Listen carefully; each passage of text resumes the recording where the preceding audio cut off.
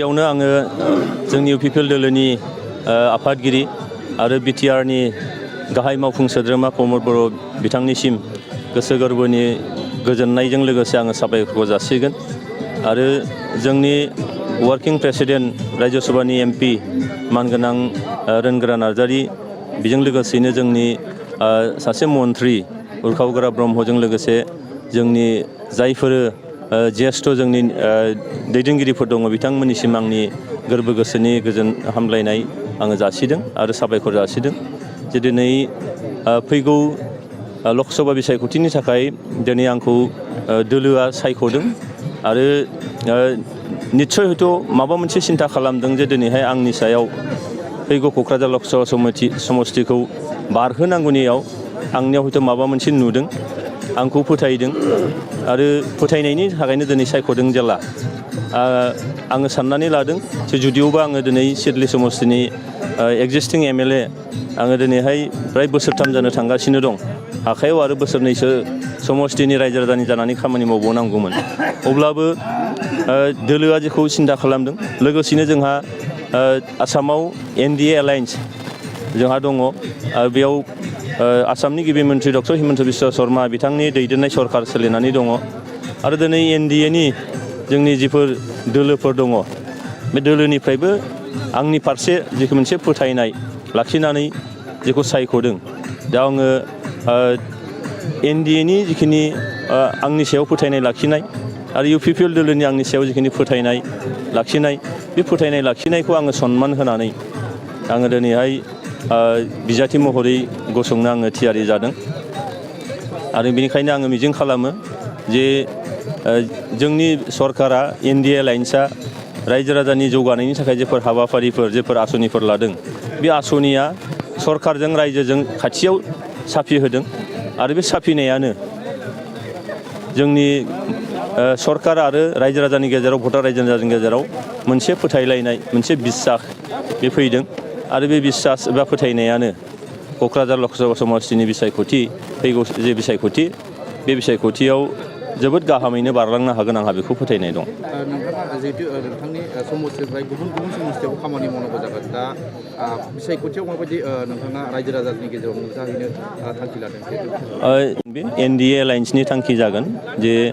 बोरैहाय रायजो राजानिसिम जोङो आंखौ खाथियाव लांनो हायो बा आङो रायजो राजासिम बोरै साफिनो हायो दा पार्सनेलि हयथ' बेयाव जेबो सोलिनाय नङा जे दोलोआ बा पार्टिया जेखौ खालामगोन बा एनडिए एलायन्सआ जिखिनि रायजो राजानि खाथियाव लांगोन आंनि खावलायनाया बेनोल' जिहेथु दिनैहाय भारत सरकाराव दिनैहाय नरेन्द्र मदि दैदेननाय सरकार आसामाव डक्टर हिमन्त बिश्व शर्मा दैदेननाय सरकार आरो बिटिआरआव जोंहा प्रमद बर' मानगोनां बिथांनि दैदेननाय सरकार बे मोनथाम इन्जिननि सरकारा दिनै जिबायदि रायजो राजानि जौगानायनि थाखाय आसामखौ जौगाहोनायनि बिटिआरखौ दिनैहाय गोजोन थासारिजों लोगोसे दिनैहाय ग्रिन बड'लेण्ड आरो स्मार्ट बड'लेण्ड खालामनायनि जिफोर थांखिफोर बे थांखियानो दिनै रायजो राजाया जोंनि खाथियावबो साफिगोन आरो जोंबो दोलो हिसाबै एनडिए हिसाबै रायजो राजानि खाथियाव साफिनो हानायनि जोंहा जोबोद लामाफोर दङ आरो बे लामायानो जोंखौ फैबाय थानाय लकसभा बिसायख'थियाव जोबोद मोजाङै बारनो हागोन आं बेखौ नुहुरदों।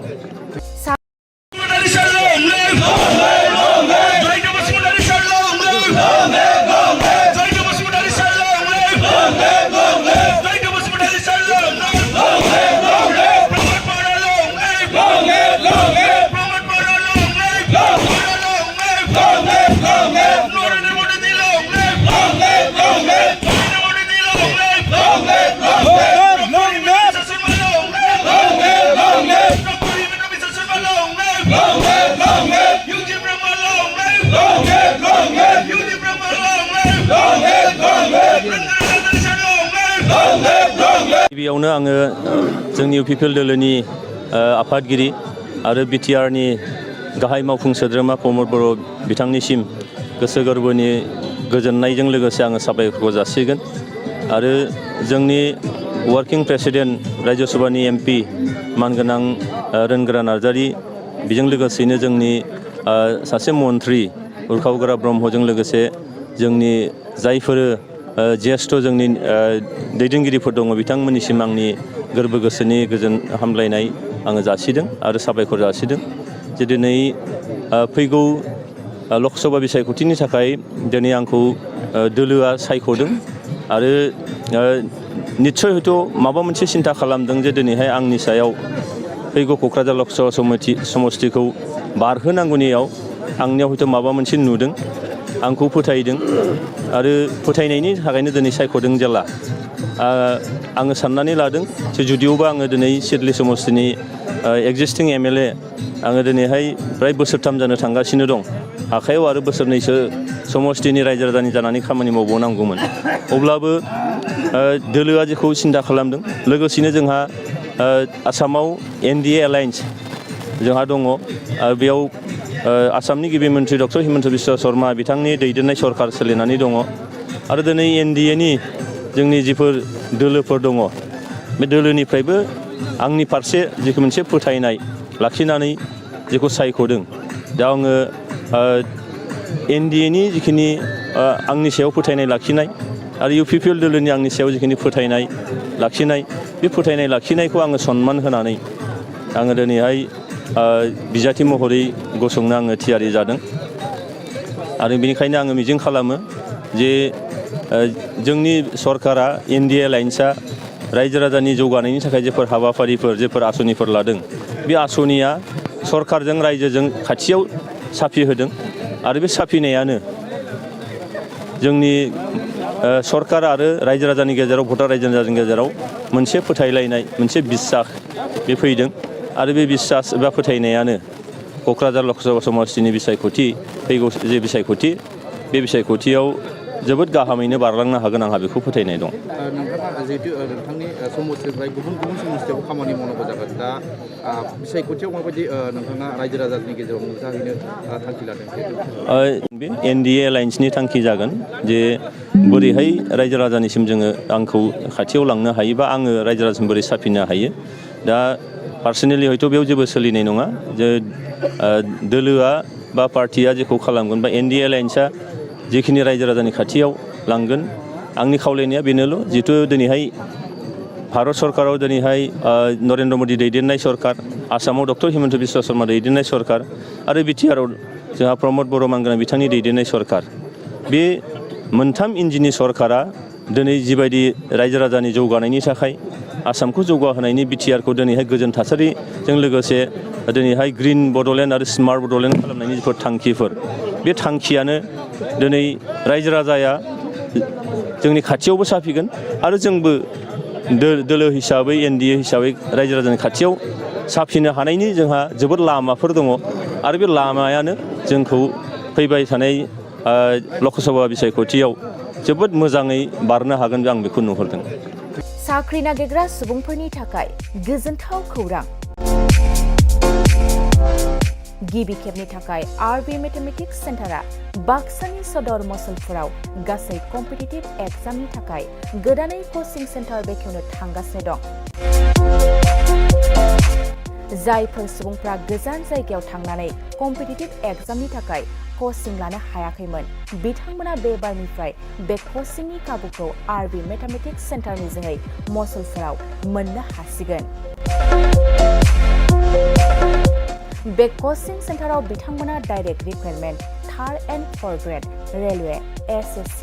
Army GD Agniveer bank police आरो टेट आनजादफोराव जिरायनो हानाय बायदि रोंगौथि गोनां फोरोंगिरिजों फोरोंथाय होनाय जागोन। बे कचिं सेन्टारनि सोमोन्दै आबुङै मिथिनो थाखाय 9101450597 6900584714 आरो 9365132228 जानबुं अनजिमायाव खौरां लानो हागोन।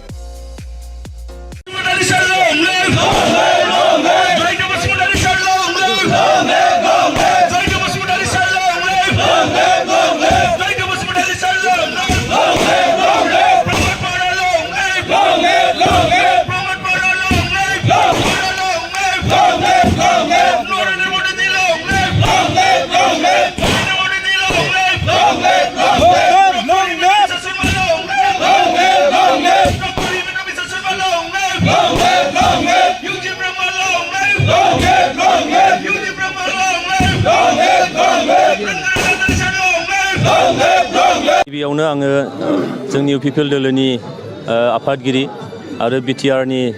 गाहाय मावफुं सोद्रोमा प्रमद बर' बिथांनिसिम गोसो गोरबोनि गोजोननायजों लोगोसे आङो साबायखर जासिगोन आरो जोंनि वार्किं प्रेसिडेन्ट राज्य सभानि एमपि मानगोनां रोनगोरा नार्जारि बेजों लोगोसेनो जोंनि सासे मन्त्रि उरखावगोरा ब्रह्मजों लोगोसे जोंनि जायफोर ज्येष्ठ जोंनि दैदेनगिरिफोर दङ बिथांमोननिसिम आंनि गोरबो गोसोनि गोजोन हामलायनाय आङो जासिदों आरो साबायखर जासिदों जे दिनै फैगौ लकसभा बिसायख'थिनि थाखाय दिनै आंखौ दोलोआ सायख'दों आरो निस्सय हयथ' माबा मोनसे सिन्था खालामदों जे दिनैहाय आंनि सायाव फैगौ क'क्राझार लकसभा समस्तिखौ बारहोनांगौनियाव आंनियाव हयथ' माबा मोनसे नुदों आंखौ फोथायदों आरो फोथायनायनि थाखायनो दिनै सायख'दों जेला आङो साननानै लादों जे जुदिअबा आङो दिनै सिडली समस्तिनि एक्जिस्टिं एमएलए आङो दिनैहाय फ्राय बोसोरथाम जानो थांगासिनो दं आखायाव आरो बोसोरनैसो समस्तिनि रायजो राजानि जानानै खामानि मावबावनांगौमोन अब्लाबो दोलोआ जेखौ सिन्था खालामदों लोगोसेनो जोंहा आसामाव एनडिए एलायन्स जोंहा दङ बेयाव आसामनि गिबि मन्त्रि डक्टर हिमन्त बिश्व शर्मा बिथांनि दैदेननाय सरकार सोलिनानै दङ आरो दिनै एनडिएनि जोंनि जिफोर दोलोफोर दङ बे दोलोनिफ्रायबो आंनि फारसे जिखौ मोनसे फोथायनाय लाखिनानै जेखौ सायख'दों दा आङो एनडिएनि जिखिनि आंनि सायाव फोथायनाय लाखिनाय आरो इउपिपिएल दोलोनि आंनि सायाव जिखिनि फोथायनाय लाखिनाय बे फोथायनाय लाखिनायखौ आङो सनमान होनानै आङो दिनैहाय बिजाथि महरै गसंनो आङो थियारि जादों आरो बेनिखायनो आङो मिजिं खालामो जे जोंनि सरकारा एनडिए एलायन्सआ रायजो राजानि जौगानायनि थाखाय जेफोर हाबाफारिफोर जेफोर आसनिफोर लादों बे आसनिया